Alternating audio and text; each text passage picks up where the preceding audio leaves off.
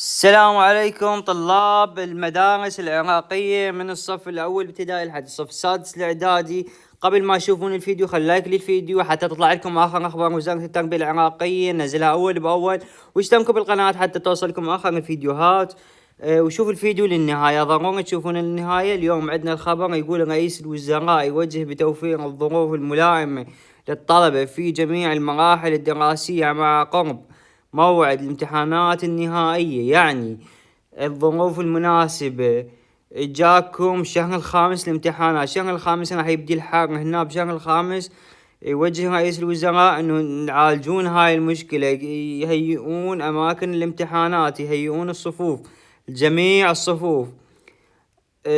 طبعا ننوهكم انه وقت الامتحان اغلب المدارس او خصوصا الصفوف الوزارية راح يكون من الصبح، فتستعدون تطلعون من الصبح قبل الامتحان بساعة حتى تلحقون على الامتحان. وعدكم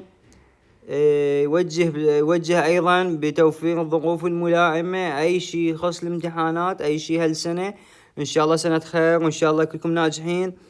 وان شاء الله هالسنة الامتحانات تجي الاسئلة سهلة وربي يسهل لكم. وطبعا لا تنسون تشتركون بقناتنا مال يوتيوب، وقناتنا مال تليجرام راح نخليكم رابط مالتها بالوصف وبأول تعليق، دخلوا عليها واشتركوا بيها حتى توصلكم آخر أخبار وزارة التربية العراقية وجميع الصفوف. تحياتي لكم.